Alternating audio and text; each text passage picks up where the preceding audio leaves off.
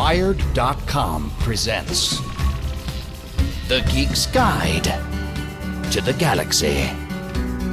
And here are your hosts, John Joseph Adams and David Barr Kirtley. Hi, this is Dave. And this is John. And welcome to episode 82 of Geek's Guide to the Galaxy. Our guest today is Canadian science fiction author Robert J. Sawyer. His recent books include Rollback, Triggers, and the WWW trilogy, about the internet becoming self-aware. His most recent book, Red Planet Blues, is a futuristic noir detective story set on Mars. Then stick around after the interview as guest geek Matt London joins us to talk about Games Workshop trademarking the term Space Marines. All right, so let's get to our interview. All right, so we're here with Robert J. Sawyer. Welcome to the show. Thank you. I'm delighted to be here. Okay, so first of all, your new novel, Red Planet Blues, started life as a novella called Identity Theft. So just how did that story first come about?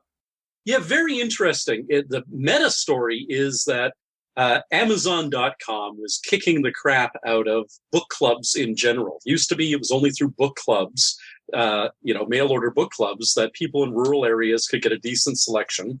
And so the science fiction book club was always a reprint publisher.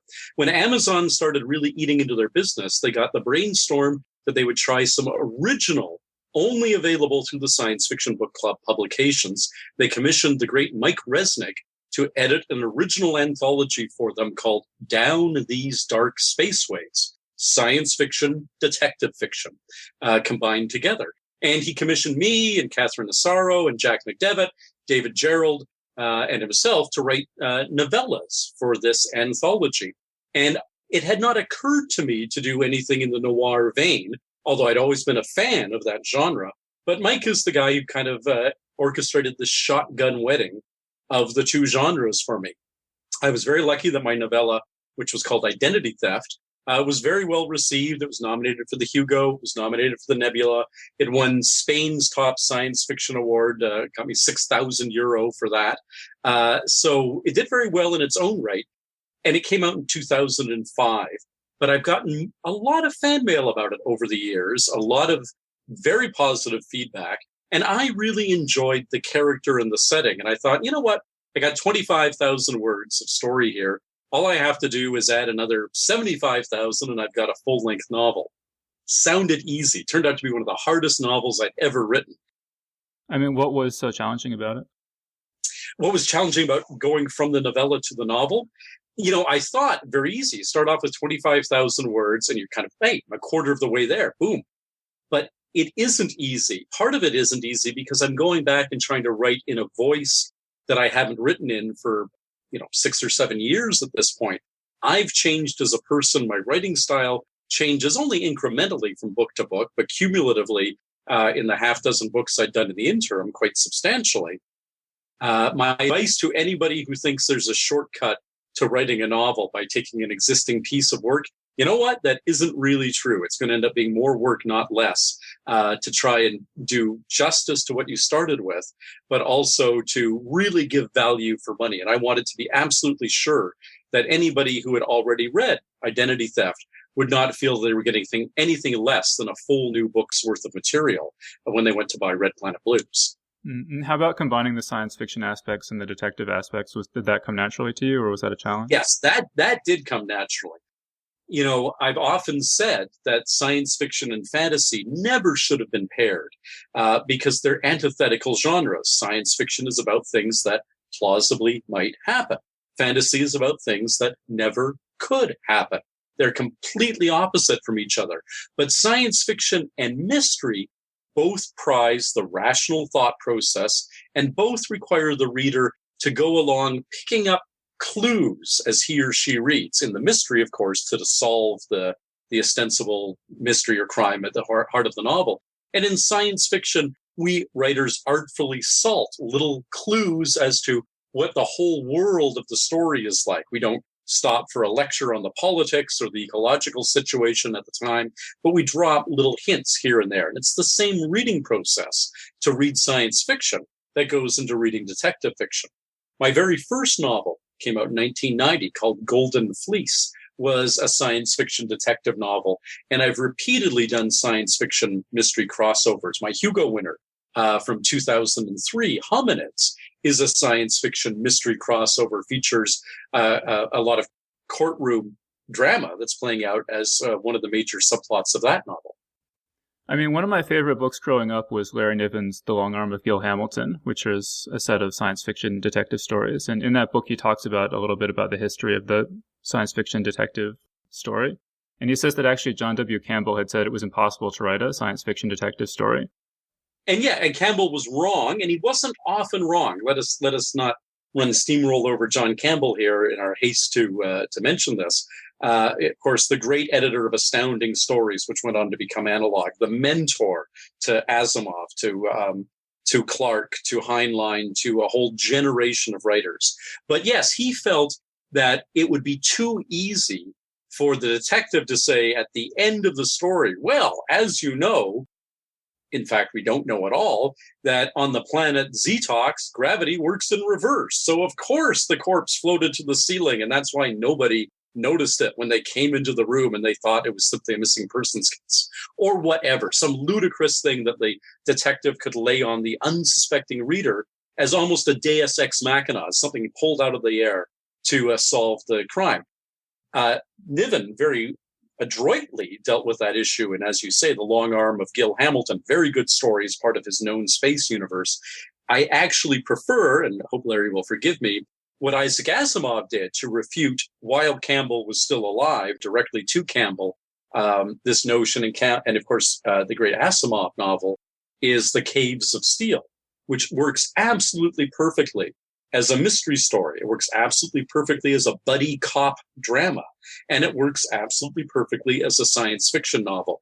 It is, to my way of thinking, the best novel that Asimov ever wrote, and it certainly puts to rest this notion, which, Campbell said it. Campbell's a brilliant writer. Campbell wrote Who Goes There, which became John Carpenter's The Thing. I mean, this is a guy who did lots of really important writing and editing, but he had this notion that he tossed off. And may we all be forgiven for these little things that we toss off at some point and say, well, of course, this is impossible. Okay, so you say in the introduction that, quote, my working title for this book was The Great Martian Fossil Rush, but my American publisher wanted something that played up the noir angle. I asked for suggestions online and hundreds of possibilities were put forth. And so I was just wondering, do any of those suggestions stand out as being particularly odd or memorable? Oh, at this point, that's funny. I've forgotten almost all of them, I have to say.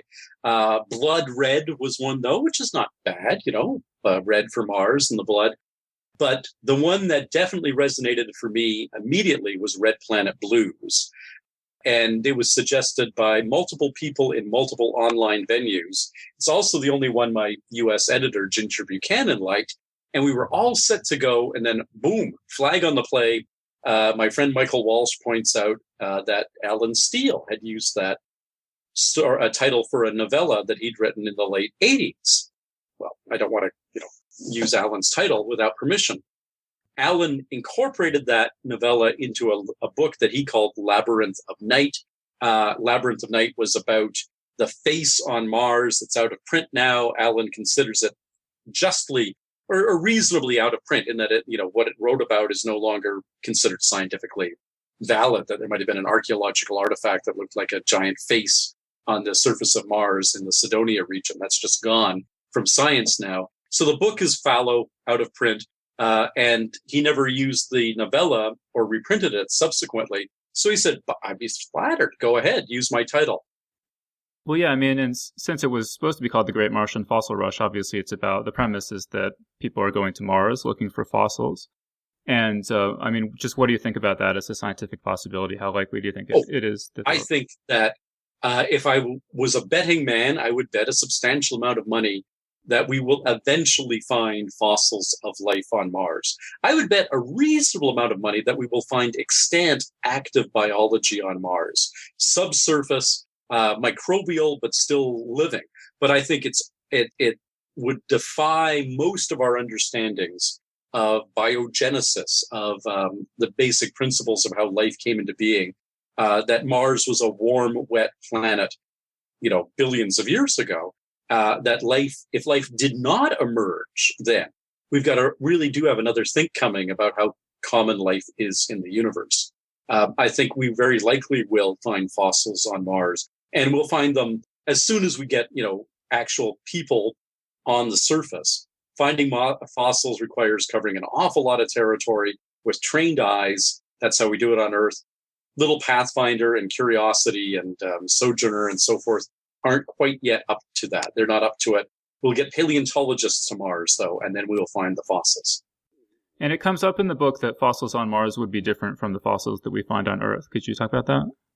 Sure. There are two possible answers to the question of life on Mars, if you accept that there is life on Mars. One is that life and our life share a common ancestry. That is, biological material was transferred from Mars to Earth or from Earth to Mars, which is a little bit of a harder one to do, on ejecta, material that was kicked out by asteroid or cometary impacts, drifted through the solar system, landed on another planet, which means that we're all cousins. Martians, humans, we're all cousins.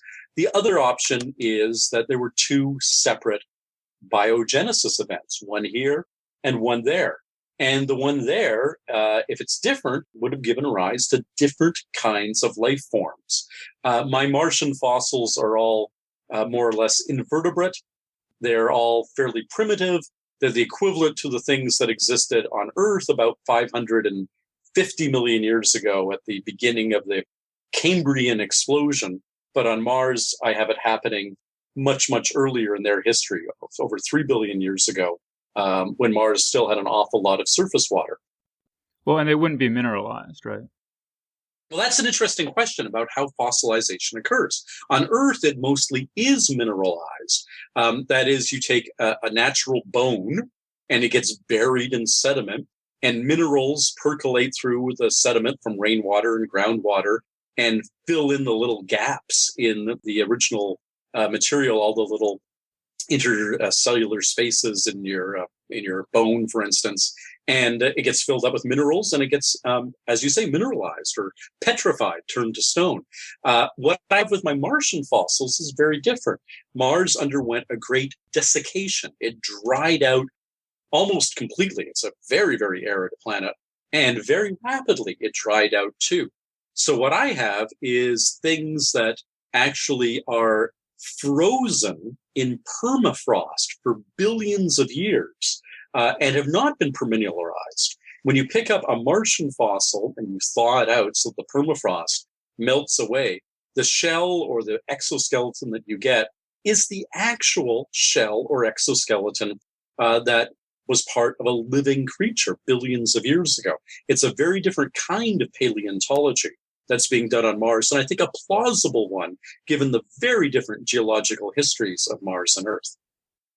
And then the Mars colony in this book is covered by a dome that's described as being made out of alloquartz. So what is right, alloquartz? Which allo is a prefix that's used in chemistry to mean altered. So it's simply quartz that's been altered. In this particular case, it's been altered so that it's has a sharp refractive index for ultraviolet radiation and helps a little bit with the radiation shielding as well. Quartz is silicon dioxide. It's easy to come by. It has the property already of being clear, as you well know. It's what glass is made of. And I allow for a little bit of material science modification of the source material because it is the future. One of the things John W. Campbell said, and he was right about, is that the future doesn't happen one at a time. You don't get uploaded consciousness, as I have in this novel. You don't get routine interplanetary travel, as I have in this novel. You don't get human hibernation, as I have in this novel, without also getting a whole bunch of other technological advances as well. Okay, and then just what are some of the basic facts of life on Mars that you have to keep in mind when writing a story set there that you wouldn't have to think about in a normal detective novel? Well, the single best thing about Mars is the reduced gravity. It's 38% of Earth's gravity, about 1/3. Almost never have you seen that portrayed in film or television. Mars is just portrayed as a place that's got reddish sand, but otherwise is pretty much identical to the Mojave Desert. And that's not the case. Fundamentally very, very different. How that impacts it being a detective story, when you get to being a noir detective story, where your characters end up roughing people up and there's some fisticuffs and there's some face-to-face personal combat, you get very, very wild and exciting fight scenes. I like to think that I went to town in writing them in this novel, taking full advantage of the fact that you can really pick up somebody and throw them across the room in a way that would be fantastic to watch. The other thing, of course, is that Mars is deadly everywhere except under the dome. Death is very close at hand. And for a mystery story, especially a noir story, it's hard to write a story about how dangerous it is to be in the dark streets of, let's say, London, England. It's the classic example right now, because there are no dark streets anymore in the sense of not being observed by security cameras. On Mars, you open it up to an area where you've got dark spaceways, dark alleyways, places that aren't covered by cameras, and a whole wide planet whose surface area is equal to the surface area of Earth. Dry land surface area is equal between the two planets. That is an enormous place to run around on, where death literally lies around every corner. Okay, and so this book, it describes how the first visitors to Mars were, quote, two crazy adventurers thumbing their noses at all the moribund government space agencies. Yes. How likely do you think that is as a scenario for... Oh, I mean, look at the front page headlines these days. Is private sector going to be the way that space exploration is going to happen, especially manned space exploration? The obvious answer is that the only initiatives towards manned space exploration that are going on right now are private sector ones. We understand the profit motive for going to mine the asteroids, for going to mine things on the moon, for going to mine things on Mars, the enormous tourism opportunities. And I embrace that with all the gung-ho-ness that has gone with the private sector, opening up the American West. And where I live in Canada, our whole north was opened up by the Hudson's Bay Company, which was a company of adventurers and explorers very much in pursuit of the wealth of the fur trade. Believe me, it wasn't the Geological Survey of Canada, nor was it the Geological Survey of America that spread out and tamed the land. It was people who thought there was a buck to be made and endured enormous hardship to go and get that buck. Well, yeah, and you mentioned in the introduction that this book was partially inspired by a trip you took, I think, to the Yukon, and that you stayed at maybe Jack London's house, something like that.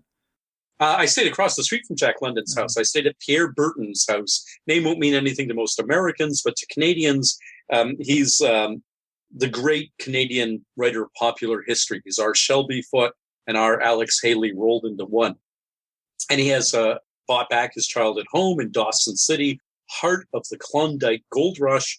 And it's a very competitive writer's retreat. You apply for it. Lots of people want to get the opportunity. I was lucky enough to get the opportunity to spend 3 months living there across the street from Jack London's cabin, just down the street from Robert Service's cabin, right where all of the madness of the great Klondike Gold Rush took place. And that was the template for my great Martian fossil rush. And there's a writer's retreat on Mars in this book, too. There is. That's right. There absolutely is. On a similar basis that a well-to-do, in this case, adventure novelist, actually patterned a bit on Jack London, has left a stipend in his will to make it possible for writers to go and spend some time on the Red Planet and hopefully capture it in a way that perhaps the scientists are not able to, and the way the greedy throngs who are rushing there to make money aren't bothering to take the time to. Okay, and then speaking of writers, obviously there's a long tradition of science fiction stories set on Mars. So just which of those have had the most impact on you? You know, that's a great question. I love Mars in science fiction because it's got so many different faces. It can be Ray Bradbury's Mars, it can be Edgar Rice Burroughs' Mars, Stanley G. Weinbaum's Mars, Kim Stanley Robinson's Mars, Ben Bova's Mars. Everybody who comes to look at it, it's a Rorschach test. Every writer who's, and H.G. Wells, of course, War of the Worlds, every writer who's come to look at Mars sees it in a different way. And that's the beauty of the planet over history. A, we have learned more about it, and so we keep reimagining it. And B, even the present day, I said quite, I think, forcefully that I think there probably is, there was life on Mars and probably still is life on Mars. Other people look at that same rock hanging there in space and say it's sterile now and it always has been sterile. It's wonderful that you can respond in all these different ways to it. That said, the Mars stories that I enjoyed the most were not actually novels about Mars. I read all of the Burroughs. Kim Stanley Robinson's Red Mars, but I actually liked short story treatments of Mars. And my favorite one is one that Campbell turned down, I think, was A Martian Odyssey. Actually, I guess it was written a little bit before Campbell took over Astounding. A Martian Odyssey by a guy named Stanley G. Weinbaum. And it was the kind of story that you can't sell anymore. It's just a travel log. It's a guy who goes to Mars. His little ship crashes away from the base camp. And while his astronauts are trying to find him, he tries to trek across Mars to make it back to safety. And along the way has an endless series of adventures, meeting all kinds of interesting Martian life forms, including one Martian life form based on silicon instead of carbon chemistry. And I loved that story when I first encountered it in the book, The Science Fiction Hall of Fame, edited by Robert Silverberg. It's the first story in the book. And I still love that story to this day. Stanley G. Weinbaum's A Martian Odyssey. Sadly, Weinbaum died a year and a half after his first story was published and never really made the popular impact on the field that he should have. His name should be as well known when we talk about Mars as Burroughs or Bradbury. Well, actually, speaking of Burroughs, isn't there a bar named Barsoom or something like that? Yes. As far as my research showed, nobody had yet used the name Barsoom for a bar on Mars. And it just seems such a natural joke to me. I'm sure somebody who's listening to this podcast will now comment and say, no, it was used in this story or that story. But Barsoom, of course, is the name from Edgar Rice Burroughs' John Carter stories. The natives don't call Mars Mars. They call it Barsoom. And it just seemed like a cute and fun name to use. And I mentioned a little bit about this walking in the footsteps of. Isaac Newton said, if I've seen farther than those who've gone in front of me, it's because I stand on the shoulders of giants. You can't be a 21st century science fiction writer writing about Mars without doing tips of the hat to Edgar Rice Burroughs, to Ray Bradbury, to H.G. Wells, to the guys who first put it in the popular imagination that Mars was an exciting place. And I like to sprinkle those throughout Red Planet Blues. Okay, so I listened to an interview you did about the TV show based on your novel Flash Forward. And you talked about meeting with the producers. And I was really struck by how many rules they had about how that a television show had to conform to. It couldn't look like the future. It had to be set in a major American city. The main characters couldn't be scientists. They had to be cops, doctors, and lawyers. Everyone has to be young and gorgeous, stuff like that. Yes. Now, all that said, for American network primetime television, that's what they were aiming for. Obviously, there's television shows around the world that aren't set in the United States. But for the American primetime television market, those were the things that they felt would be the keys to success, none of which were in my novel Flash Forward. Flash Forward was set in Europe. Flash Forward, the novel, has people flashing forward 21 years, not 6 months, so that the beautiful young people who might have been in the cast would spend a large part of their screen time looking old and haggard. That was a non-starter. And at the time, this was now 2007 when we had this meeting. The show went on the air in 2009. At the time, it was a fair statement to say that the only shows that Americans watch in big numbers are shows about lawyers, doctors, or cops. Now, I had the great pleasure one day working in the writer's room at Flash Forward's offices on the Disney lot in Los Angeles to say to the staff writers, sorry, guys, I got to leave early today. I'm heading off to a taping of that show that kicks our butt every week's in the ratings.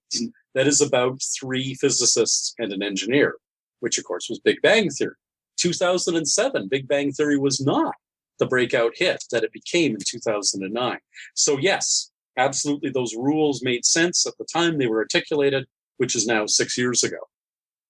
So you think that those were true at the time, though? I mean, like I heard you say that when you first started out, everyone told you not to write books set in Canada because they wouldn't sell, and that just turned out to be superstition or something. It's not Yes.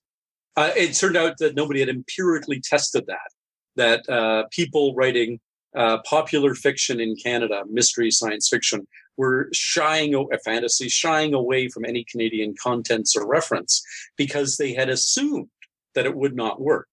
Now, there have been TV shows about scientists. I can name a bunch from the 1970s that lasted a single season or less. Gemini Man is one. It starred Ben Murphy. It was actually a riff on The Invisible Man by H.G. Wells. It lasted, I think, one season. It was about scientists.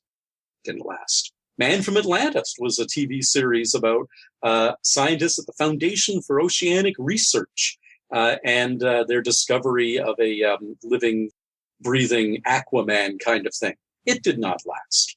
The ones that did last, The $6 Million Man, when they went from being pilot film in the first two subsequent 90-minute movies, when they went to an hour-long format, I did not like this move, but what did they do? They took the three characters they had, the superhero, the government bureaucrat, and the scientist, Dr. Rudy Wells, who had made Steve Austin into a cyborg, and dropped the scientist. And he was gone as a regular from the first three seasons of $6 Million Man. Because people don't tune in to watch scientists unless they are forensic scientists. Dexter is a scientist. He's a forensic scientist, which is close enough to being either a cop or a lawyer or a doctor to be palatable. But it was advice that actually made sense. I wish it wasn't true. I wish that more than just as comedic figures, people would rally around the interesting lives of scientists in television drama. But it's been a very, very hard sell to the public to make that happen. So I saw on your Facebook page that you recently appeared on Naked News. I did, for the third time. So what's that way? Well, Naked News is the longest running pay-per-view show on the internet. And it is, I think it was the New York Times that said, has the best international coverage this side of the BBC. It's a legitimate news program that happens to be presented by beautiful women who strip naked while they're presenting news stories. And they also do lighter magazine-style pieces, including interviews, occasionally with authors or with actors or musicians and so forth. And it happens that a lot of the people at Naked News are fans of my books, which I'm very, very grateful for.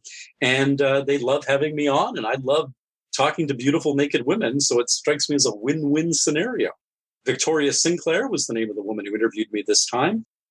She's the senior anchor. She's also the longest-serving anchor at original anchor at Naked News. She's absolutely brilliant. And I will tell you this, and let's say present company accepted, no reflection on the current interview that we just did.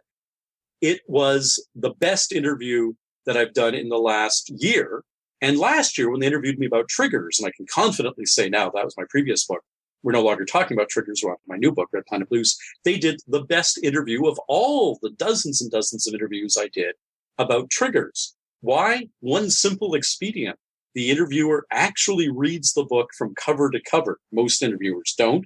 They rely on secondary material, press release, stack a copy, what have you, Amazon write-ups. She read the whole book, thought deeply about the issues in the book, asked probing questions, and was willing to let me, which a lot of television interviews won't let anybody do, answer at length. I also saw that you just donated your papers to McMaster University. They're actually sending the truck on Monday. So the paperwork for the donation has been done. The actual physical donation is happening as you and I speak now, 5 days from now. Yeah, absolutely. McMaster University in Hamilton, Ontario approached me. They're not my alma mater. I've never taught there. I have no connection to them, but they have very large holdings in the field of Canadian literature. Now, I've been approached by a lot of institutions, including the University of California, Riverside, the University of South Florida, various other places who wanted me for my papers, for their holdings in science fiction. And at the end of the day, I thought, you know what? My legacy in science fiction is secure. I've won the Hugo for Best Novel. I've won the Nebula for Best Novel. I've had a TV series adapting one of my books. My legacy in Canadian literature, it's always been an uphill climb for anybody who writes genre fiction to be taken as part of the literary establishment. I was very flattered and moved that McMaster wanted to put me along the side the papers of great Canadian writers and editors, including Pierre Burton, whose retreat I started writing Red Planet Blues at. I'm thrilled at this opportunity and very much looking forward not just to the donation of the papers, getting all this stuff out of my home will free up a large amount of space, but McMaster is also hosting a 3-day academic conference this fall of 2013, called Science Fiction, the Interdisciplinary Genre, because so much of my science fiction crosses genres. Red Planet Blues is exobiology, paleontology combined together. That kind of juxtaposition is the hallmark of my work. They're doing an academic conference about the juxtaposing of interesting things within science fiction in honor of this. And I'm really thrilled about that. Science Fiction, the Interdisciplinary Genre, in September at McMaster University in Hamilton, free and open to the public. Great. And how about the Lifeboat to the Stars Award?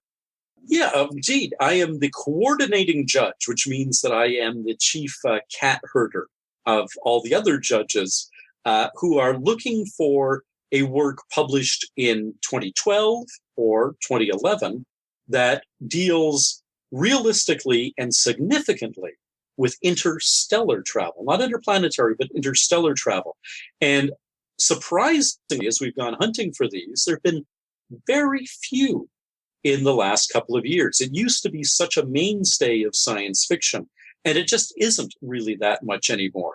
But we've been looking at, I'm not giving away our short list because that hasn't been decided yet, but amongst the books that I've been looking at, of course, are Larry Niven and Gregory Benford have their first collaboration out, The Bowl of Heaven, which is a wonderful book. I say that because my cover blurb appears on the front cover of that book. Kevin Anderson and Steve Saville have a great book out called Tau Ceti, about the first generation ship voyage to the star Tau Ceti, one of our nearer neighbors. There's wonderful stuff out there that we're sorting through and looking for the best of the best to give an award and to bring it all full circle at the end of our interview at the John W. Campbell Conference, which is held each year at the Center for the Study of Science Fiction, University of Kansas in Lawrence, Kansas. The award, Lifeboat to the Stars Award, $1,000 will be given at the Campbell Conference in June. All right, great. And then just, are there any other new or upcoming projects that you'd like to mention? Well, I'm very excited about the fact that I'm just embarking on an adaptation of Triggers, my novel Triggers, as a screenplay. I've been commissioned by a production company, a very credible one. I won't say the name right now because we're still dotting I's and crossing T's on some of the paperwork, but they want to adapt and make a very big budget feature film out of my novel Triggers. And unusually, in most cases, somebody else does the screenplay. I'm a trained broadcaster. My degree is in radio and television arts. I'm a member of the Writers Guild of America, the Writers Guild of Canada. I've been doing script writing professionally for 20 years. And those credentials were sufficient to convince them that I had the chops to tackle this. And I'm really, really enjoying that project and very, very excited about the prospect of it moving ahead and actually getting made. All right, great. So I think we're going to wrap things up there. So Robert J. Sawyer, thanks so much for joining us on Geek's Guide to the Galaxy. My pleasure. And that was our interview. So thanks so much to Robert J. Sawyer for joining us on the show. And as we mentioned for our panel today, we'll be discussing the controversy surrounding Games Workshop, trademarking the term Space Marines. And we're joined by a special guest geek, Matt London. He's a graduate of the Clarion Writers Workshop and the New York University School of Film and Television. He's written about film, video games, and other stuff for Tor.com, Lightspeed, and Realms of Fantasy. He's also the creator of the animated web series Space Pirates in Space, which you can watch now at spacepiratesinSpace.com. So Matt, welcome to the show. Thanks for having me, guys. And so I think just to start out with, we're just going to lay out the basic facts of what happened here for people who haven't been following this. So basically, Games Workshop is an English game company. They make pen and paper role-playing games and tabletop war games, most notably the Warhammer 40,000 science fiction war game, in which Space Marines figure prominently. And so a couple months ago, an author named M.C.A. Hogarth self-published a book called Spots the Space Marine and released it on Amazon.com. And I guess after a few months, she got an email from Amazon saying that they had pulled the book due to a complaint from Games Workshop. And I think she was like sort of surprised and didn't believe this was happening, and kind of got in touch with Games Workshop, and their lawyers confirmed that yes, this was real, and yes, they were serious. And they felt that they had the trademark on the term Space Marine and nobody else could use it. I guess she approached some lawyers, and it turned out that just the most basic rudimentary pursuing of legal action was going to cost more than she had made from the book. And so it just was not financially viable for her to pursue a legal defense. And she blogged about this, and fortunately that sort of caught on, and I think Scalzi posted it, and then Boing Boing posted it. I think IO9 posted it, and it eventually made major media. The BBC covered the story. And I think basically what happened is that Corey finally this author put her in touch with the Electronic Frontier Foundation. And I think at that point, Games Workshop sort of backed off, or Amazon at any rate, put the book back up on their store. And that's sort of where things stand at the moment. So I'm just sort of vaguely aware of actually who Games Workshop is. I mean, when I played Dungeons and Dragons in high school, I was sort of aware that they had this competing pen and paper role-playing game called Warhammer, and that they published a magazine called White Dwarf. And that's really about all I know about them. Do either of you guys have much experience with their products? Yeah, I haven't actually played any Warhammer games either, but I know about them because, like you, I'd heard about them in relation to Dungeons and Dragons. And one of my frustrations always has been when I go to a hobby store, like a comic store where they sell D&D miniatures and whatnot. They almost always have Warhammer 40K and Warhammer miniatures, but they don't have actual D&D miniatures anymore. I guess because the miniatures are much more important to Games Workshop games because of all of the wargaming type stuff that happens in them. But yeah, that's about the limit of my experience. And I know that they've published a lot of books set in their worlds as well. They eventually got successful enough that they spun off their own like original publishing division, which became Solaris, and now it's just completely independent of Games Workshop, I believe. But Solaris Books in the UK, they publish original science fiction and fantasy, but they it started off as a spin-off of Games Workshop tie-in novels. I actually grew up playing Warhammer 40K.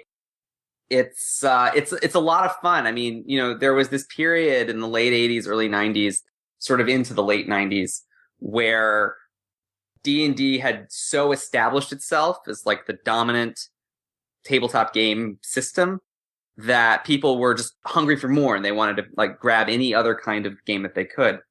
So there was, BattleTech, and there was like a Star Wars card game, all sorts of different kinds of things. And of course, Magic the Gathering. Warhammer was just another one of these kinds of games. It was really cool because it kind of felt like the most sophisticated board game you'd ever play. It had a lot of the intricacies of a tabletop role-playing game like Dungeons and Dragons, but it was all right there in front of you. And you felt very much like a commanding general leading your army into battle. Real-time strategy video games like Warcraft, StarCraft drew a lot of inspiration from these early tabletop games. I mean, whenever I would see the photos of Warhammer 40K, they have these amazingly well-painted miniatures and these elaborate dioramas. And I would always think to myself, who has the space, money, or time to actually play this game? It just looks like I can't even imagine setting it up in my house, and then my mom would come along and say, like, okay, you have to clean this up. I mean, is that an accurate impression, Matt? Like, how do you actually play a game with that many pieces and such elaborate scenery and all that kind of stuff? I think it's similar in a lot of ways to Magic or one of the other collectible card games, or even a hobby like woodworking, or, someone who works on cars in their garage. It's something that you spend a lot of time doing, but it's a hobby, something where you can sit in a workshop, work with your hands, paint the figurines individually, take a lot of care and consideration into constructing the landscapes on which your battles take place. And then much more than just building a plastic or a metal model, a ship in a bottle. You actually get to play with these things that you've built and challenge your friends. The Games Workshop brand is actually successful enough that they actually have a standalone store in Manhattan, or they did at least a couple of years ago. I don't know if it's still there, but the idea that any company would have a standalone store like that was kind of baffling to me when I saw it, and I had to go in just to check it out because like I said, I've never played any of the games and I wasn't particularly interested in the miniatures or anything, but it was just kind of astonishing to see that they had their own store. The store is still there. It's on 8th Street between Broadway and Mercer. And when I was at New York University, I'd walk by it every single day on my way to school. And it was always really funny to see the non-initiated geeks kind of staring into the window because they put all of the figurines on display in the front window of the store. And I would get a kick out of like seeing little old ladies walking their dogs and squinting at these 2-inch tall orcs with assault rifles, Well, because I think a lot of like science fiction writers like me who aren't so much into the tabletop gaming, this lawsuit just comes out of nowhere. Like, what the hell? Why would you sue someone over the term Space Marines? But what I've read online is a lot of tabletop gamers are saying, oh yeah, this is just par for the course from Games Workshop. They do this kind of thing all the time. One guy talked about how he had a fan club called the Warhammer Veterans Club or something like that. And they got a cease and desist letter saying they had to stop using the word Warhammer in the name of their game club. I guess one of the reasons they have these location-based centers is because they've really tried to discourage people from selling the miniatures online, because I guess that undercuts their profits somehow. And so I was really just totally not... If you had told me Games Workshop had gone out of business in 1999, I would have accepted that without question, because that's really the last time I heard of it when I was in high school. And I guess they don't have this huge internet presence, in part because they're so controlling about what you're allowed to put online. Even, people write pages saying, like, let me explain, this rule is a little complicated. Let me just explain to you how it works. That gets pulled down, stuff like that. Yeah, I mean, I largely know that they're still in business because of their book division, because I see reviews of them crop up now and then. And there's places like SF Signal, which is it's sort of a fanzine review blog, and they review their books very frequently. And I haven't read any of them, but there's a lot of people who read those and they just love those. Like, I see them and they get this like glowing review, like 5 out of 5 stars, and then like, list no cons, like his SF Signal always has a list of pros and cons for each review. And I see that and I'm like, wow, really? I mean, can that really be so good? I mean, because I'm sure all of us have read tie-in novels before, and tie-in novels usually aren't as good as original stuff just because they're, by definition, they're derivative. But I'm as open to the idea as anyone that you can take the setting of a game or whatever and write something actually really unique and original based in that, just using the framework and tools that the game provided. But I have to say I was actually kind of curious to try some of them because, I haven't really read much tie-in since I became an editor, but those have been well received enough that I was definitely curious about them. Well, Matt, why don't you tell us I know that the setting involves these Space Marines. They're kind of religious zealots fighting orcs. What else do I need to know about the setting? Originally, there was the game Warhammer, and Warhammer was a classic epic fantasy module. So you could choose to be humans, elves, dwarves, orcs, a couple other races, I think. Then Warhammer 40K came out, which is Warhammer 40,000. It takes place in the year 40,000. Galactic spanning civilizations, and each of the classic fantasy races has their intergalactic analog. So there are spacefaring elves, spacefaring dwarves, spacefaring orcs, and humans, which now take on the guise of Space Marines. There's also a couple of other more alien-like alien races. Actually, there's a insectoid race, which is pretty reminiscent of the bugs in Starship Troopers, which were then later echoed in StarCraft with the Zerg.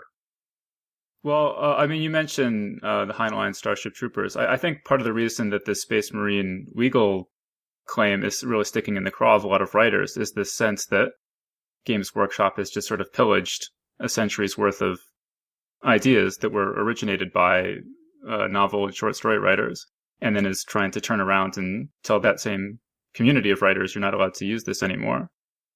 I was actually curious because I believe they also have tried to trademark things like elf and dwarf and whatnot, which obviously is ridiculous as well. But when was Warhammer created as compared to D&D? Because Dungeons and Dragons was around for a long time, I think, before Warhammer came along. So the fact that they were trying to trademark terms like that, even in a game context, seems ridiculous.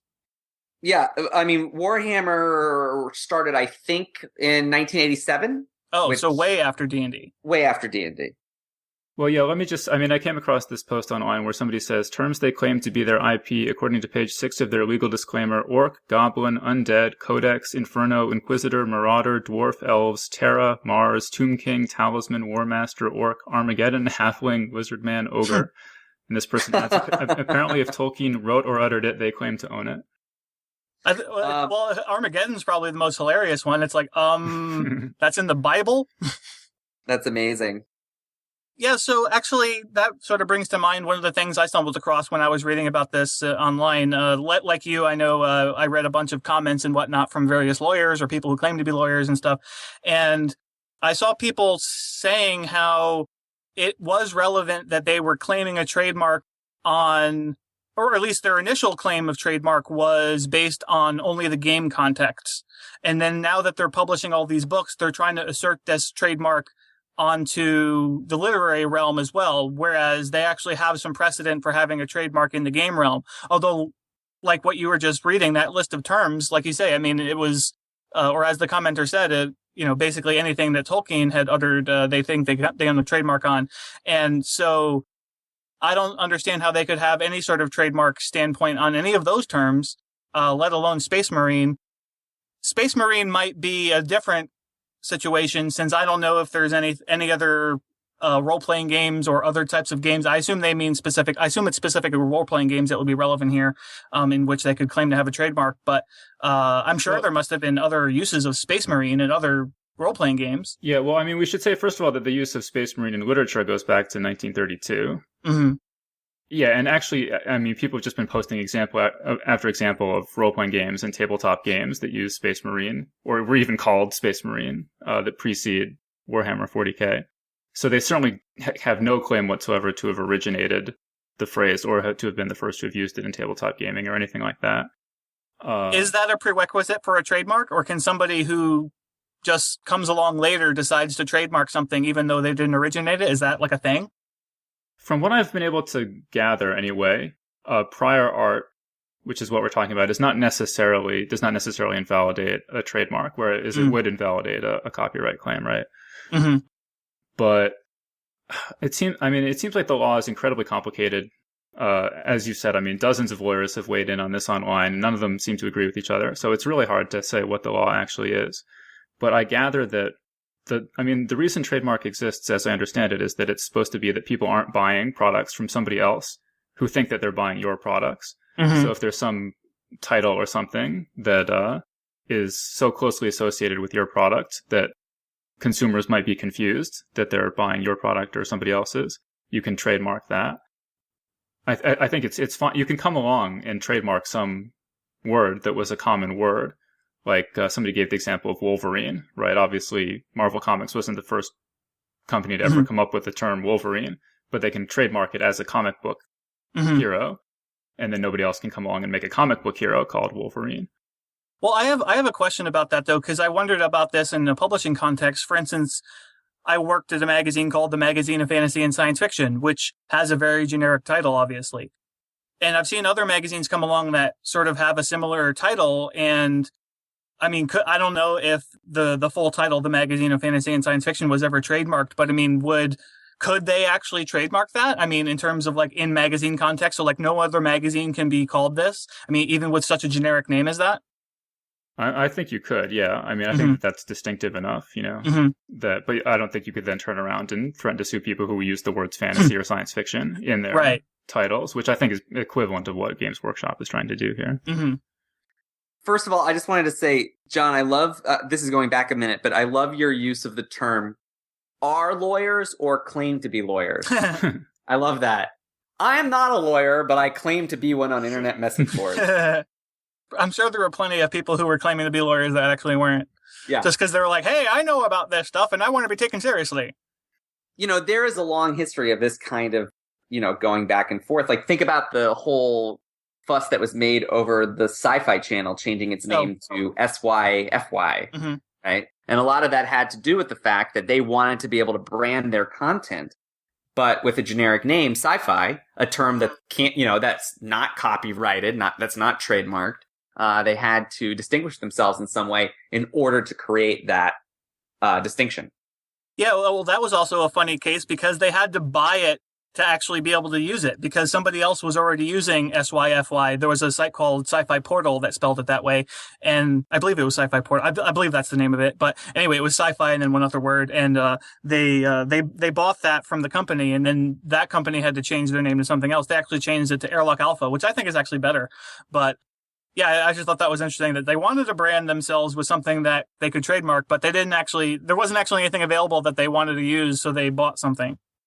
But sort of the sequence of events here was that, this woman's book was on the Amazon store, and Games Workshop's lawyers sent a note to Amazon saying you have to take down this book. And Amazon apparently just took it down without even thinking about it. And I mean, Cory Doctorow was talking about this is such a problem with, under a sort of a DMCA act, the Digital Millennium Copyright Act is an act of Congress that was intended to make it possible for people to enforce copyright claims online.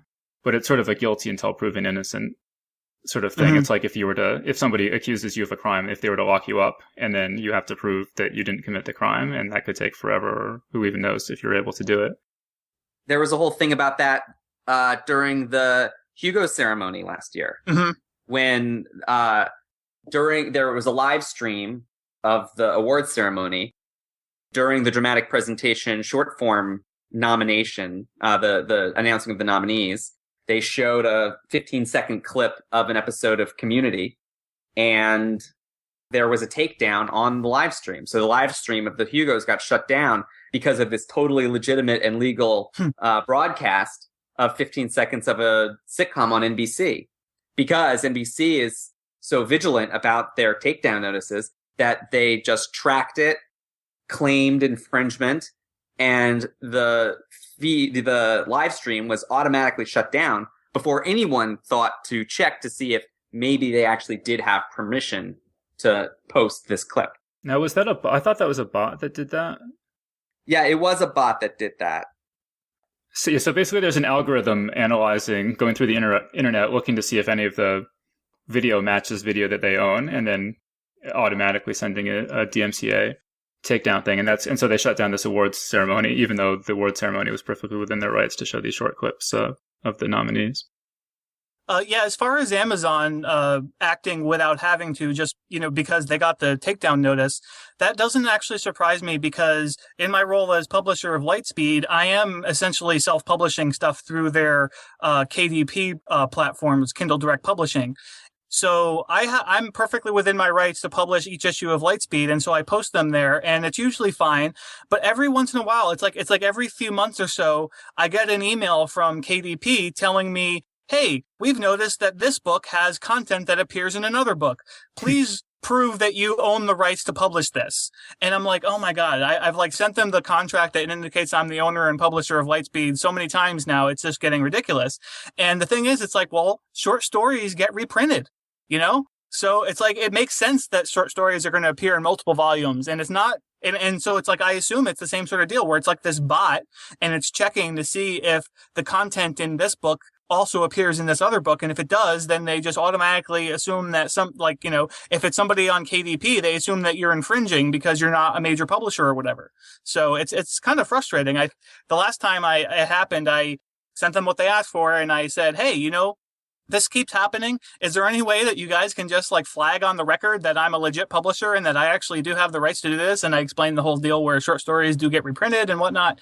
And I actually did get a response from a person, so hopefully that will solve that problem. But it's so frustrating, and it's just it ruins my night every time it happens. It's like, I got to do this again, and I just get so aggravated. But I mean, that's what happens when you have these automated systems that don't actually understand because they can actually understand the fine intricacies of various publishing agreements.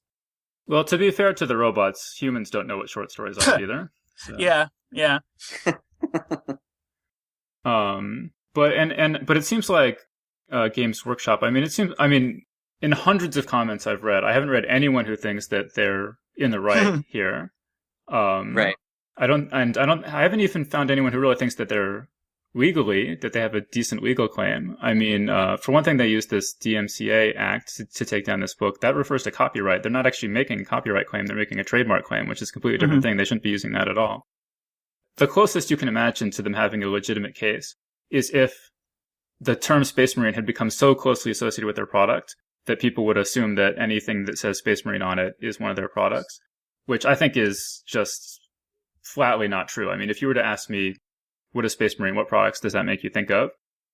Games Workshop would not even be in the top 5. Right. Mine would be Aliens, Starship Troopers, Heinlein stuff in general, Doom, Halo, Bayon Books stuff in general. StarCraft. Yeah, StarCraft would be there. I sort of think that this is a case of aggressive lawyering. It tends to happen a lot with entertainment companies.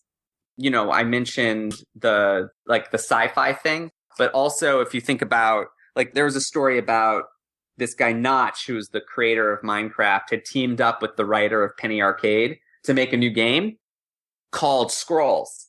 And it's sort of a Magic the Gathering-esque game where you have specific spells or commands on the different scrolls and you like play against other people. And the creators of Elder Scrolls sent them a cease and desist saying that the term scrolls fell underneath the trademark for the name of their game, Elder Scrolls. Yeah, no, a lot of people I saw yesterday were mentioning that as an example of a ridiculous thing. Another one was just Marvel and DC generally trademarking the term superheroes. Yeah, right. John, did you see there's actually a Rich Horton anthology called Superheroes that just came out? Yeah. Are they going to run into trouble with that? Oh, I don't know. Yeah, I'm not sure how valid that trademark claim is, though. I guess we'll find out. I mean, if anyone notices. The thing is, like, when you do something with a smaller press, it's sort of questionable how likely it is that any major entertainment company will find it. But on the other hand, well, who would have thought the Games MCA Workshop Hogarth, right? Yeah, exactly. Yeah, who would have thought they would have found her? I mean, and it seems like, I mean, a lot of people are really criticizing them for going after people who don't have the resources to defend themselves in court, rather than, say, Blizzard. Right. I mean, everyone says, Warcraft and StarCraft are total rip-offs of Warhammer and Warhammer 40K, but, not in a legally meaningful way. And if Games Workshop were to try to go after Blizzard would just annihilate them. And so they're just, I mean, I think Corey was sort of saying they're just trying to go after small fish on these sort of bullshit things and sort of build up enough of these bullshit cases that you do start associating Space Marines inevitably with Games Workshop because you think, oh yeah, that's the thing I'm going to get sued for. There's the issue of legal precedent also. If you are found in court to have a legitimate claim to the term, then you have a much better case going after someone bigger. But you have to take out someone who can't defend themselves first in order to establish that precedent. Mm-hmm. It just seems like what is there actually enough benefit of them being able to trademark the term Space Marine that it's worth all of the negative press that they're going to get by going after people like Hogarth? Well, I think there's a couple of different questions, right? Like, are they in the right legally? No. Are they in the right morally? No. From a PR perspective, how is this? It's a catastrophic disaster. I mean, I can't even tell you how many people I've seen saying, I'm boycotting Games Workshop. I'm never buying anything of theirs ever again after this. Mm-hmm. And then even, is it good from a purely selfish commercial standpoint to prevent other people from using the term Space Marine in the title of a product? I don't even see that as an upside for them. I mean, is anyone who buys this Hogarth spots the Space Marine, is that hurting Games Workshop's bottom line? That it's a totally preposterous. And if anything, someone might read that book and develop a fondness for the idea of Space Marines, and then come across Games Workshop's products and say, oh, I like Space Marines, let me give this a try. It just seems like a lose for them on every possible from every possible angle. I totally agree. Yeah. I mean, it doesn't make any sense whatsoever. All right. So, I mean, the other thing I was going to bring up is, can you think of a more generic term that's used in science fiction than Space Marine? Because I can't. I was trying to think of one that is, you would say, okay, this is the most generic term currently in use in science fiction, is Space Marine. Can anyone even come up with something? I mean, I would have said spaceship, or, I mean, I guess that's not necessarily exclusive to science fiction because we have space shuttles and stuff like that, and those are technically spaceships. But yeah, I mean, spaceship was the first thing that came to mind. I bet we could think of other things that were sort of similarly generic that don't have the word space in them. But yeah, space and almost anything is going to be pretty generic. But it just seems like Space Marines is like in every single video game. I mean, I think that's what really puts it over the top for me is a science fiction video game is like 98% certain to be about Space Marines, right? Yeah, right, true. So I just think it's funny that, they get in trouble for suing over their trademark right to literally the most generic term in the genre.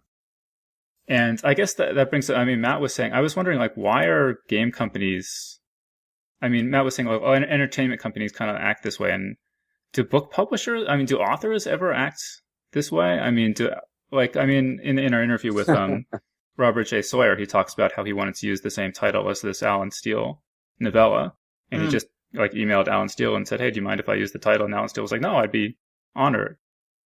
It just seems like authors have a completely different culture of sharing, you can't claim certain things in the same way and like sue each other over these things. Whereas it seems like comic book companies and film studios and video game companies are just constantly suing each other.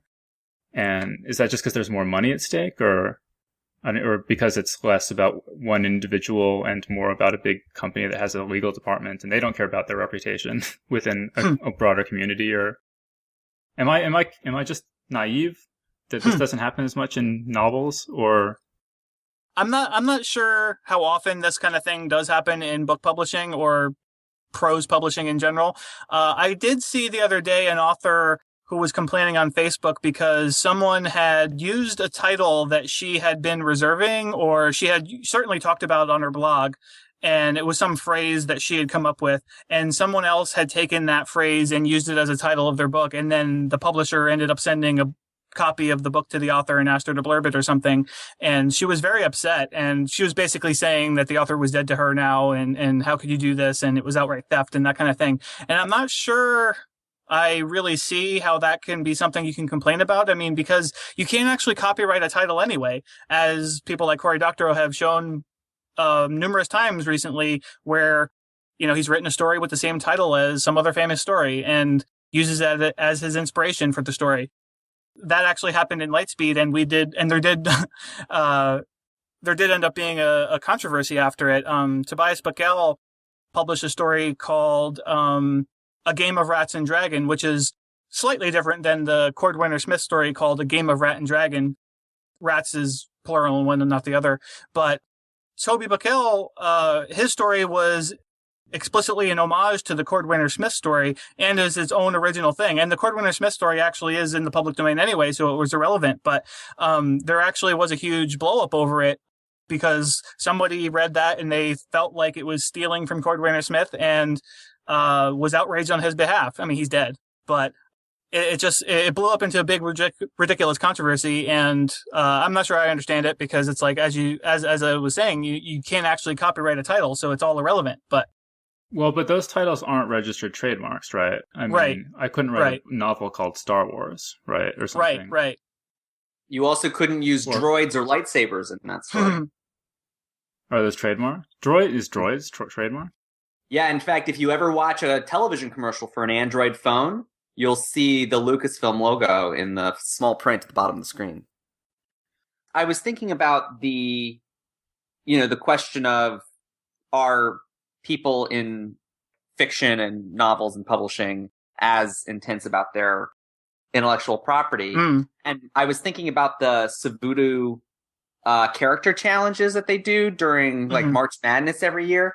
Now, I remember the first year they did it when George R.R. Martin would like write these little stories about Jaime Lannister dueling with all of these famous fantasy characters from various series, finally going against Randolph Thor in the finals.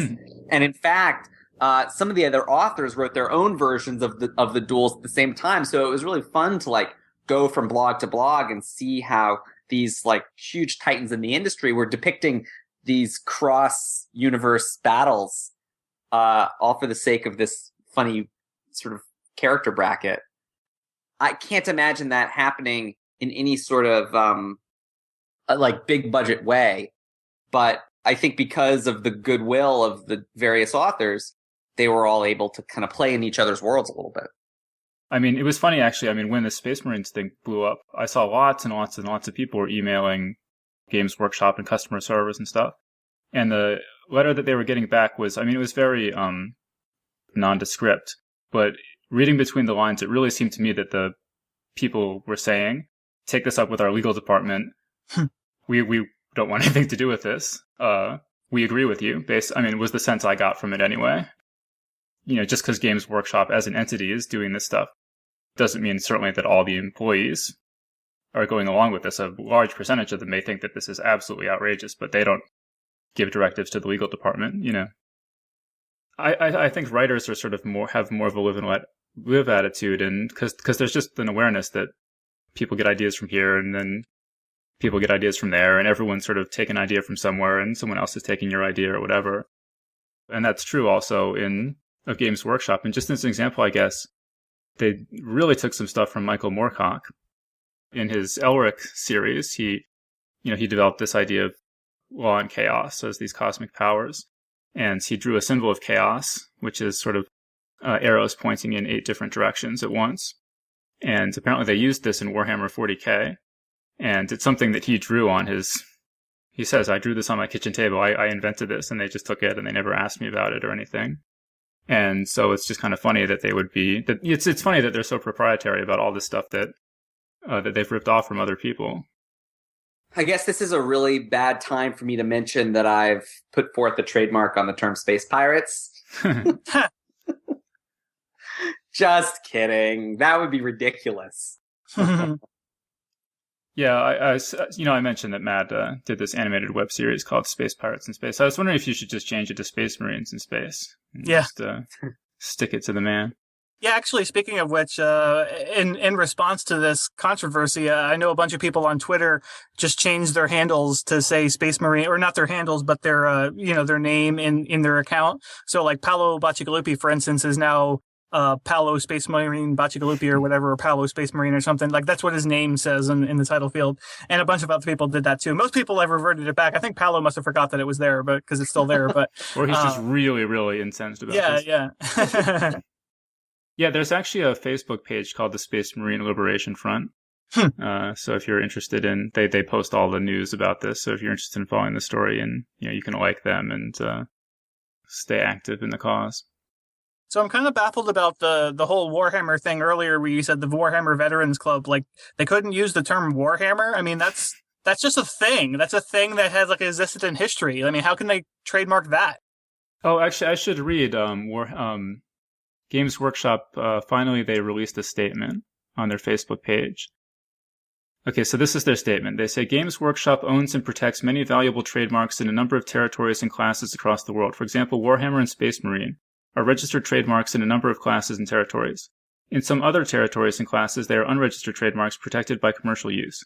Whenever we are informed of or otherwise discover a commercially available product whose title is or uses a Games Workshop trademark without our consent, we have no choice but to take reasonable action. We would be failing in our duty to our shareholders if we did not protect our property. To be clear, Games Workshop has never claimed to own words or phrases such as Warhammer or Space Marine as regards their general use in everyday life, for example, within a body of prose. By illustration, although Games Workshop clearly owns many registered trademarks for the Warhammer brand, we do not claim to own the word Warhammer in common use as a hand weapon. Trademarks as opposed to use of a word in prose or everyday language are two very different things. Games Workshop is always vigilant in protecting the former, but never makes any claim to owning the latter. Some people were saying that they actually did tell her that she couldn't use the word Space Marine in the text of her book, which seems to contradict what they're saying here. They actually posted this on their Facebook page and got so much blowback in response that as far as I can tell, they actually took their Facebook page down and still haven't put it back up. So what they're saying is that, at least what this is saying is that you can use Space Marine in a work of body of prose, but you can't use it in the title, is what they're saying. Yeah. Right. So for instance, just for point of reference, if you were writing a story that had Disneyland or whatever in it, like there's nothing that Disney can do about that because that exists as a real place or whatever, and so you can tell fictional stories about it. You just can't use it in like your title or something. Yeah, well, the whole point of trademark, as I said, is that it's supposed to prevent confusion about who's the source of this product.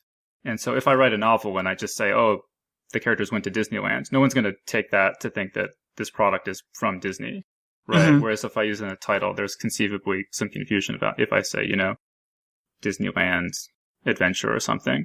Right. Well, I am confused about stuff like that, though, because somebody made a film recently that was shot sort of unauthorized while he was at Disneyland. I don't know the specifics of it, but apparently, like, you need to get permission from Disney to actually shoot video while you're there or something. But then they actually shot this whole movie on the sly while they were at Disneyland, or whatever scenes took place in Disneyland. And so, like, I'm a little confused as how they can have any sort of protection for the visual depiction of their rides and whatnot, or their park. Like, I mean, is that covered by trademark, or what is that? What law is covering that? Well, you can't film on private property without permission. That's against the law. Like, I am prevented from standing on your front lawn filming through your windows. I see. So it doesn't have anything. It doesn't have anything to do with trademark or copyright or anything. It's just that.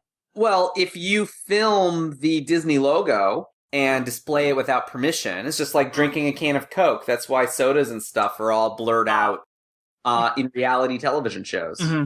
So unless it's product placement, right, or sanctioned by the corporation. Yeah, I don't actually understand why any company would want that to be blurred out. Like, if you have a can of a soda in a show, like, I mean, it's not like it's saying anything negative about the product. It just happens to be in a scene. Like, why would they want it to be blurred out? That doesn't make any sense to me. Because it's like, at the worst, it's free product placement. Well, what if it's like a serial killer and he likes Coke, right? Well, no, but I mean, I'm saying where it couldn't have any possible negative connotation, where it's just like in a scene and they're not talking about Coke or anything. It's just there's a can of Coke in the scene. Like, how is that going to be possibly negative at all? Well, I don't know. Matt maybe knows more about this than I do, but it seems to me that you could potentially make a product look bad by having a serial killer drink it or something like that. And so there's always the potential that someone could sue you for that. And so because of that, companies don't want to take the risk. So they don't show any products at all unless they've gotten a release or something for it. Right, because the labor involved in checking every instance of a product being used for inappropriate use, it's better just to have a blanket policy of don't show my product without my permission. Right. I'm sure that lawyers are going to listen to this podcast and be completely mortified by our misinterpretation and outright factually inaccurate depictions of descriptions of the law. But that's what you get. It's a sci-fi podcast. I expect we're going to get a lot of comments on this one. For all your emails are about how inaccurate our legal advice is. Please post comments on wire.com and do not send them to my personal email address. Thank you. And feel free to write your comments to spacepiratesindspace.com. And while you're there, watch a couple of videos. But what you're saying, Matt, that's not true of books, right? I mean, I guess because it's not visual. I mean, you can certainly mention any kind of product. You can have a serial killer drinking a Coke in a novel and nobody's going to give you problems with that, right? Not that I've ever heard of. That's a good question. It depends. I know that Stephen King tends to give his novels epigraphs. Often there'll be lyrics from popular songs. And in every case, there is copyright information about the song. Well, songs are different. Songs, you can't quote anything from a song. I'm not sure why that is as terms of fair use. But you can't quote anything out of a song without permission. And every time you see a song quoted in prose, whether in the body of prose or as an epigraph, somebody paid for that. Right. Yeah, and they paid usually, like $50,000. Yeah, usually some hugely exorbitant fee that most people couldn't even conceive of affording. And in a lot of cases, an author wants it, and the publisher might try to do it to make them happy. But if the author knew how much they were paying for that, like, I don't know if they would actually bother. They'd probably rather the publisher just gave that money to them. Because it's like, is it really worth it to pay $50,000 to have some song as an epigraph, have a quote from a song? One thing I want to talk about is, like, as a writer, how are you supposed to know what's trademarked? I mean, like, how would this author, MCA Hogarth, ever in a million years think, oh, I'm writing Spots the Space Marine. Maybe Space Marine, which has been around since 1930, is trademarked by some company. I was wondering is there some way you can look that up or something? And one of these comments I came across, I guess you can go to the uspto.gov is the website of the United States Patent and Trademark Office. And you can type in stuff and see if anyone has a patent or a trademark on it. Ooh, that sounds like a lot of fun. It's I just fiddled around with the website for a couple of minutes. I found it a bit opaque, but you can type in Space Marine and find the Game Workshop entry there. So I don't know if maybe that's potentially useful for writers who, if you don't have your own legal staff, you can at least. But I have a feeling that pretty much anything you type in, some stupid thing's going to come up, and you have no idea how legitimate it is. Yeah, it's kind of like domain squatters, where any nut job can go ahead and register trademarks for all these things. I mean, I don't know what sort of qualifications or credentials you need to have to register a trademark. If you have to prove some sort of commercial use for the thing or whatever, like you have to prove that you actually do deserve to own this trademark or whatever. But I mean, like with a domain name, for instance, like anybody can just go register whatever they want, even stuff that is obviously going to seem like it belongs to something else. And so it seems like there's a lot of the same type of confusion that could happen by having it be this open thing that anybody can just register for. I actually have a funny story about this related to Space Pirates. When I was creating the series and had to find and buy my domain, originally I thought that the show was going to be called Space Pirates, and that would be it. But I found that spacepirate.com was taken, spacepirates.com was taken. Actually, there's a web comic called Space Pirates with a Y instead of an I. They're really great people, actually, and you should check out their comic as well. But I was like racking my brain. I wanted to have a really distinct name for the show, and I was sort of envious of the creator of XKCD because, like, what a genius idea. Find the only available 4-character URL still available in 2000X and make that be the name of your thing. But, and so I was conflicted. I was like, should it be about Goop the Gooparian? Should it be the Boozy Dragon? I don't know. But then it sort of hit me all at once. Space Pirates in Space. It's longer, of course, but still pretty memorable and I think pretty funny. The thing is, it's interesting because you can, as long as you can just say it and people know how to get to it, it's like, that's good. It doesn't matter that it's longer because having it fit on like a business card or something isn't as important as being able to just tell somebody what it is because they'll just remember what that is. But yeah, no, I mean, that was an issue for me when I was trying to name Lightspeed and Nightmare as well. And we actually were going to call Nightmare Pandemonium initially, but then something else came out around the same time that was some sort of horror thing. There was like a horror comic that was going to be called Pandemonium or something. I don't know if it ever got off the ground, but it was, and then also there was a small press that was publishing books that was called Pandemonium. And so it just was like, oh, there's too much stuff that's similar to that and recent that we should change the name of it. And so we came up with Nightmare, but I mean, we had to, it's like so hard to come up with a name for a magazine and then to find something that's actually available in a useful URL and whatnot. We ended up with nightmare-magazine.com because somebody had nightmaremagazine.com. And, for Lightspeed, we have just lightspeedmagazine.com with no dash. So it was like, I would have rather it would just match that formulation just for consistency. But yeah, it's just kind of frustrating that all these things are like taken already. And although it was interesting, I know that you say like when XKCD ended up with the last 4-letter URL, IO9 actually ended up being IO9 because of, they wanted to have a short URL, and they knew a guy who had bought up a bunch of 3-letter URLs and stuff like that back in the day, and he was willing to sell it to them. And so they came up with the story of what the IO9 is. It's like a brain implant or whatever, and that's just sort of the excuse to have a 3-letter URL. And Tor.com actually ended up with their name a similar situation. They bought Tor.com way back when, but the book company's website is actually torbooks.com. And so they realized, hey, you know what? We have this 3-letter URL. We should totally use that.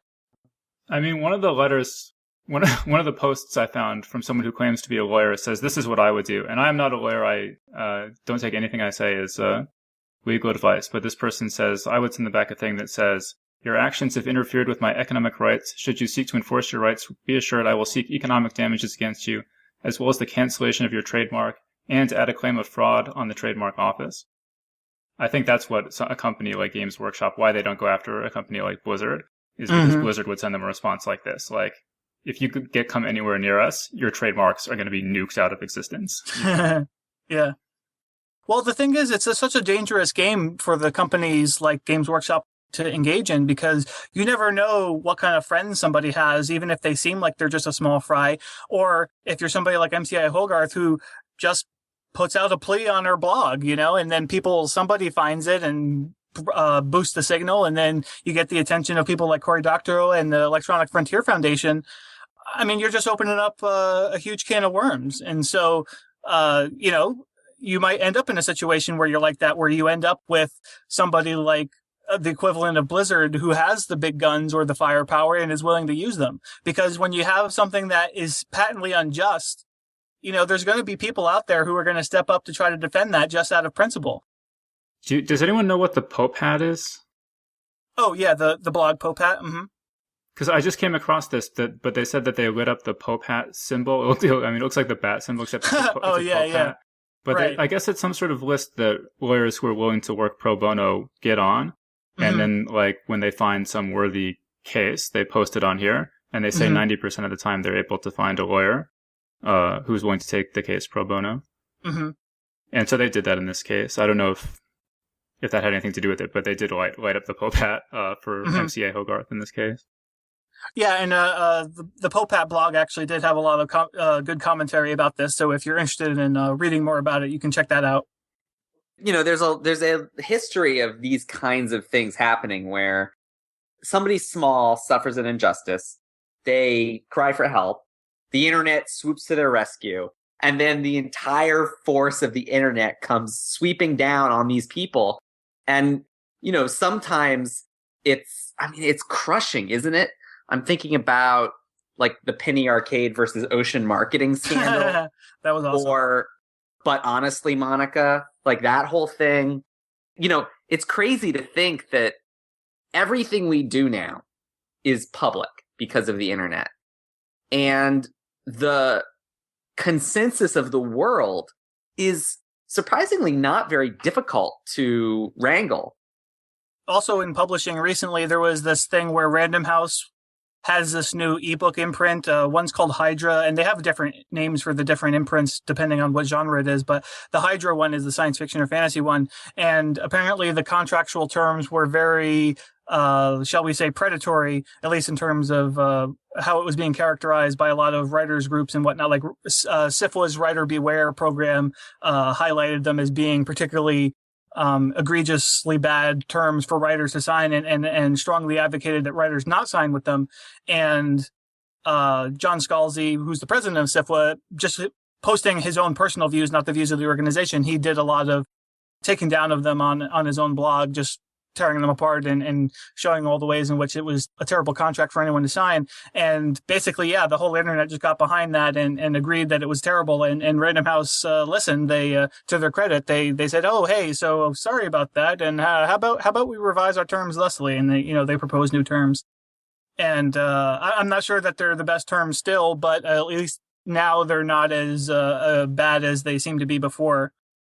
And I actually do wonder though about the MCA Hogarth case. I know that she got a lot of attention because of this, and a lot of people chose to try to show their support by buying her book. And at least at one point, I saw a list of ebook bestsellers, and her book was actually at the top of that list. So hopefully some good came out of it, and she actually sold more books and maybe made a few more fans because of it. All right, great. So I think we're going to, on that happy note, I think we're going to wrap things up there. So Matt, thanks for joining us. Thanks for having me.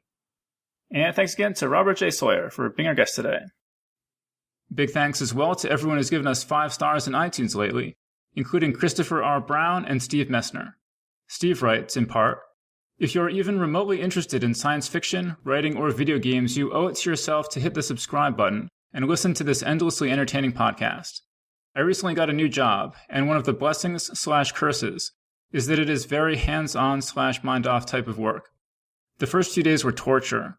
I found this podcast after deciding that I can better use this mental free time by listening to podcasts that will encourage me as a writer and help give me some mental legwork. I was not prepared for how addicted to this show I would become. Almost a month and a half in, and I have listened to just about every episode they have to offer. I absolutely love this podcast. It will open your eyes to a whole world of fiction that if you are like me, you had no idea existed. And once you know it does, it will never let you go." So thank you, Steve. Big thanks as well to Zach Chapman and Abigail Drake for becoming subscribers number 41 and 42. To see a list of all our subscribers, visit our website at geeksguideshow.com and click on PayPal. All right, so that was our show. Thanks everyone for listening, and we'll see you next time. The Geek's Guide to the Galaxy is a production of Wired.com. For more information about the show, visit geeksguideshow.com. To learn more about your hosts, visit johnjosephadams.com or davidbarrkirtley.com. Music and voiceover produced by Slipgate 9 Entertainment. If you enjoyed this program, tell your friends. If you didn't enjoy it, tell no one. Thank you for listening.